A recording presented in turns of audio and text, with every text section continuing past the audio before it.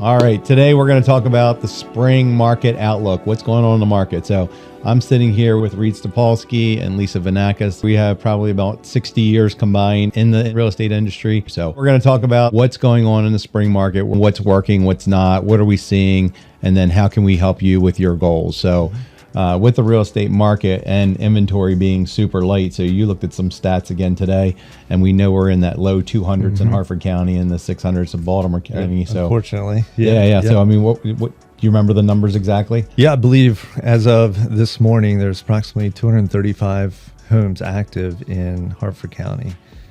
Pending, we're around 312. Okay. Pending in Harford County, but in Baltimore County, in the 6 range. But it just goes to show that there are less properties on the market than are, than buyers. So out there. And days on market, tick-tock, right? So it's more important than ever if you want to see a house, you got to go on your lunch break. You got to go in the evening. You can't put it off till the weekend. Before, like people were like, I'd wait till the weekend to go see it. Well, it's gone. So you got to get out there as soon as possible. When you see it coming soon, get your showing scheduled. So what else are you seeing? Lisa, you just went through and got an offer accepted for a client that was, it was a competitive market, right? They've been looking for, I think, a couple of years now overall. They wanted to be in one particular neighborhood. Yeah, it's, we want to do the best for our clients, and we have to be super creative. The fact that us three have been in the business so long, we've seen the waves, but you have to be super strategic. You have to be on top of things, know what your clients need. And, I think our experience and the fact that we're easy to work with makes it, all the better that we're helping our clients achieve their goals. It's hard these days, but I think setting up these strategy sessions. So before you would have just a market overview, or you may talk on the phone, but it's like, we need to sit down and go through expectations, set expectations, see why you're moving, right? Because if you want to move, you're probably not going to move. If you need to move, then you're going to move in today's market. Today is more of a needs-based market, and we've been there for 2, 3, almost 4 years. I mean, since late 2020, June of 2020 is pretty much when the floodgates opened, and rates were really good through 20 to beginning of 22, and then rates started creeping and doubled. Right. So they did a big creep. They went from 3% to 6%, and now we're still hovering right around that 7% range. So besides inventory, what else are you seeing with the spring market, and what are your expectations coming up, Reed? Honestly, it's a busier market than last spring, right? So we're seeing, again, multiple offers, and prices go way over list price. If the house is pretty and it's priced correctly, again, kind of goes back to setting the correct expectations on what your home is worth, using a professional. But we're seeing a lot of buyer activity, a lot of showings in a short period of time. And again, really good competitive offers, not just price, but cash terms, waiving inspections, or waiving the right to negotiate. Yeah, that's a huge thing. I hate to see the waive inspection part. I would much rather people know what they're getting. Correct. So that's some of the things that you can look at. I was talking to somebody at an event the other night, and it was like, put a cap. Put it like, hey, I'm not going to ask for any repairs that don't total more than this. Correct. That gives you ability. Or waiving your right to negotiate. That's something else that you can do, rather than just saying, hey, I'm not going to do a home inspection. Because when you don't do it, and then all of a sudden something bites you in the butt later, and it could cost you a whole heck of a lot more. And you've already had to overpay for the house, anywhere between 3 to 10% a lot of cases. I know Willow had one last month that was, it was listed at 1.2. They had to go to 1.35, so $150,000 over list price. And you're seeing stuff that we are getting on our listings that we're selling sight unseen offers. It's like, here, we're coming soon, sight unseen offer, and those are still somewhere 5% over list price. Just to get and that was $330,000 townhouse. Wow. Yeah, and I had it recently on a condo, because buyers focus on a specific neighborhood. They know they want to be in there, and a lot of times there's nothing available. So when something does come up, they got to jump on it. Yeah. And really, the only way to get a leg up is to do a sight unseen offer. That's how competitive the market is right now. Yeah, and it's funny because it like location. So that's more important than ever. So depending on where you're looking, if you're watching this and you're in Florida, their inventory is double. So they have a slower, but their market's doubled. Like their price range from 2020 to 2022 doubled. and now it's like trickling. Some of it's still staying really high, and a couple of them have pushed down some. So that because of inventory growing, you're going to see prices decrease a little bit. Here we have such limited inventory. We're about 50% of what our normal inventory is. So now people are having to bid over and bid over and bid over, but we only had 30% appreciation roughly. They had 100% appreciation. There's the problem. Right. Correct. So when you're seeing it, because there was so much demand to get to warmer weather and people could work from anywhere. So you were seeing that from 2020 to 22 especially. Yep. Lisa, what are you seeing right now? To me, one of the most important things is our team is super knowledgeable, but I think building the relationship with your clients, I think the initial meeting to figure out why do you need to move, what's happening in your life. We got to delve into, what do they really need, and then figure out a strategy. Like you said, have a strategy session. You can't, you can look for listings online and, people are seeing things, but we really have to have that initial meeting and figure out, okay, what do you need? Where do you need to go? What neighborhood do you want to be in? What is your affordability? Those are critical factors to helping them, get to the finish line of what they really need to do. And I think that's the relationship building for me is what I love about the job too. And not only do we have to know all the stats and the negotiations, but just knowing our clients and, taking good care of them and helping them through the process. Then it goes to the relationship with the other agent too, right? Sure. Have you done deals with them before? Yep. Have you closed on time? Have you done all the things that you said you were going to do? And then the deal goes through, or does a deal blow up in the process, or are they a new agent and they're fumbling through, wrote a can't say dirty, just not a clean offer. Clean offer is like well written, everything's there, no mistakes. Yeah, that's huge. Versus you get something over and you're like, this is not right. There's so much stuff in there. Did you mean to have this in it? Because some of these teams we're seeing, they have an admin that writes the offer and they're not reviewing it, and then they send the offer over and there's a lot of mistakes in here. And in that respect, there's agents that represent the buyer that the agent doesn't really even know what's on the offer, right? Specifically when you ask them. So, yeah, I'm seeing a lot of that. I call it sloppiness, right? Blanks not filled in pertaining to certain terms. We're seeing that over and over and over again. And I think specifically because people are in such a rush. They see the house on Friday goes on market and they've got to get an offer in right away, but getting the offer in right away is not going to help if your offer is sloppy, right? In the eyes of the listing agent, in the eyes of the seller.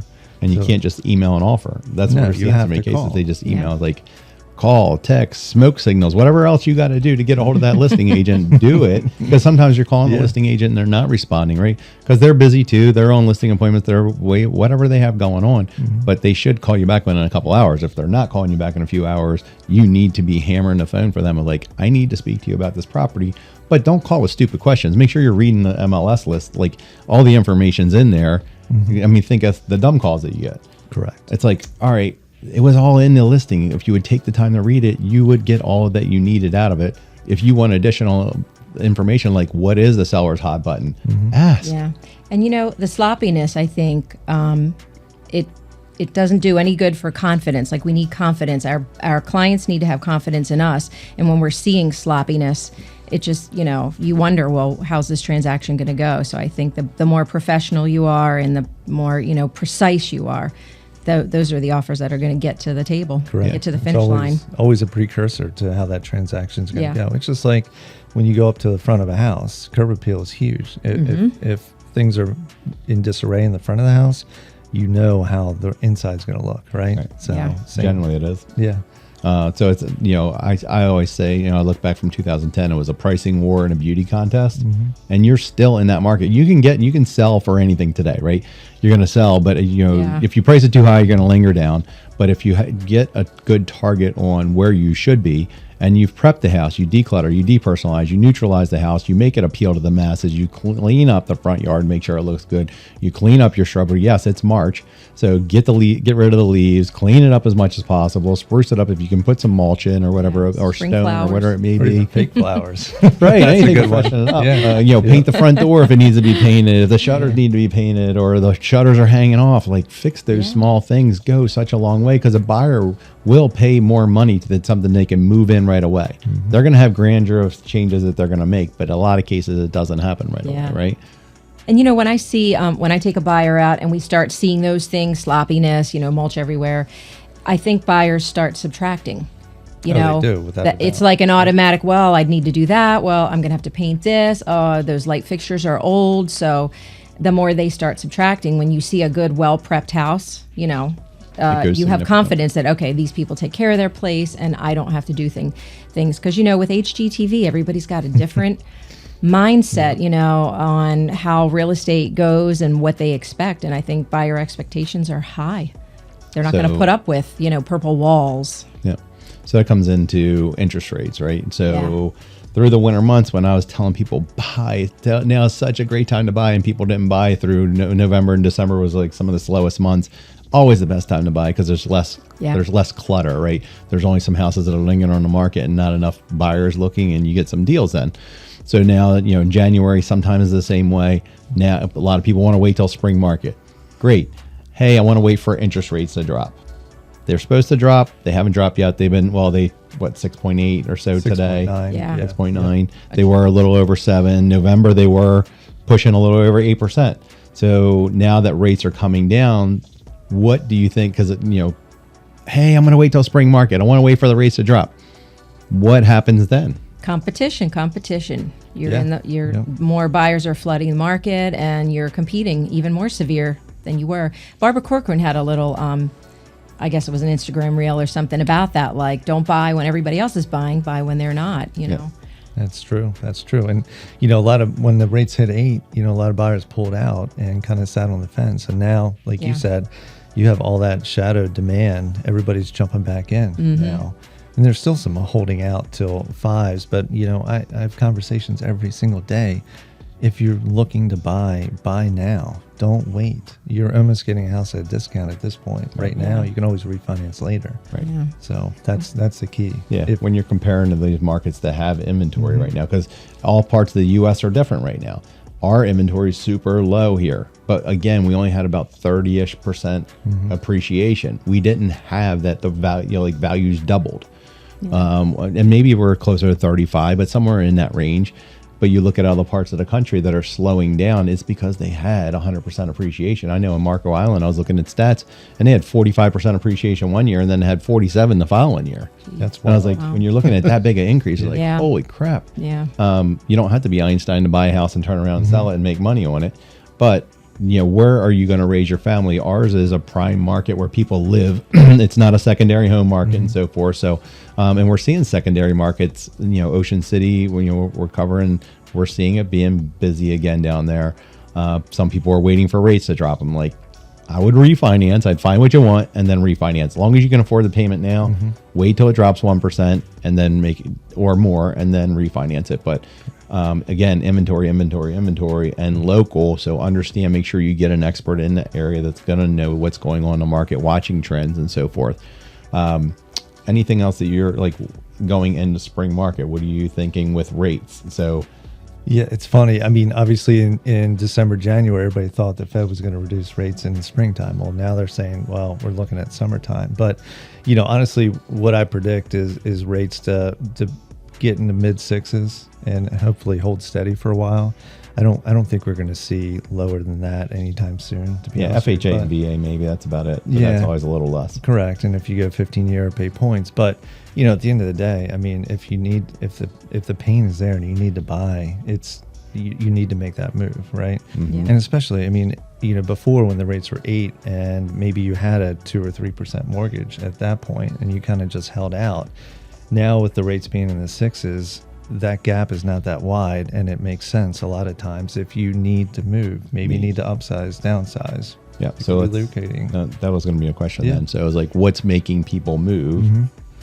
Yeah. What do you see? I mean, it's everything. Life changes. I have clients that are in a condo, having another baby. They need more space. It's time, you know. And then we have downsizers that don't need that big house anymore and just want a simpler way of life. So I don't want steps. Steps. yeah, Yeah, yeah. As we get older, I'm like, I don't want to fall down the steps. One level but I'm living. Like, great. Yeah, it's whatever they need. And you know, we don't have the crystal ball, but I think our team stays on top of, you know, trends and what's happening, and we can just best advise our clients and help them get to where they need to be, whatever that That's house true. may be. Exactly. It's where's that pain point, right? And that's why it's so important that we build relationships. We find out what the client wants, whether it's on the buy or sell side, and really dig into their needs. Yeah. right? And then we work tirelessly to find it or to help them. Right. So Yeah, because the process is getting longer and longer, right? Because there's Yeah. less inventory for you to choose from. So now you have to start looking a year to year and a half ahead of time, most cases, because it's like if that perfect house came up, also, what are you doing? Because if you had all your equity in your house, what are you doing that's different? How are you taking that equity out to be able to buy that next house and be non-contingent? Because if you're not, if you're trying to be contingent on your home sale, good luck. you're in a severe disadvantage. Right, this you're market. you're going to be so handicapped that you're not going to be able to purchase that next house. You're handcuffed to the home. So how do you pull your equity out? And there's options. So you can give us a call. We're happy to walk you through that. But it's like, what can you do to get to that next house? We've seen younger kids that the parents have lent them money. Hey, we've been able to lend you money Yeah. to be able to buy a house. There's options. Sometimes the parents have paid cash and then let the kid refinance after. They pull money from 401k or any of those types. Yeah. So there's again, it's strategy sessions. There's always a way. Yeah, and it's Yeah. a longer time frame that you have to start figuring these things out, gathering information and start digging deep. But again, it's relationships. So you're staying in contact with them a lot longer. It's not Absolutely. like, hey, one and done. I just got this person to call me. I'm going to go out and show them a house and they're going to buy right away. Yeah. So Most likely that's not happening, right? And this is a relationship business. So the longer we stay in relationship and a lot of these people feel like best friends and family by the time you're done with them, they right? become our friends. Exactly. Yeah. I mean, I have some of my best friends that were clients. 100%. They trust us. Yeah. That's right. So anything else in closing on the spring market and outlook? I honestly think, get with one of us, get an outlook on what's happening, figure out what your needs are, and we can strategize a plan to get you where you want to be. Yeah, find an expert. I'm with you on that, Reed. Yeah, Yeah. just we build the relationship and we figure out what you need and we help you get there in the best way possible. That's what, unfortunately, gray hair does help the experience, right? So we I love think it. but I think that's why I started with 20 years from each of us from experience of how do you help that person get into the home? What do you have to do for strategies? But it is a longer term play, and we just want people to start looking well ahead of time rather than, hey, I think I need to move in 60 days. I'm like, good luck. Yeah, that's Yeah. very small. It's a small chance Yeah, that's right. happening. Yeah, it's definitely tougher. So thanks so much for watching. Subscribe below.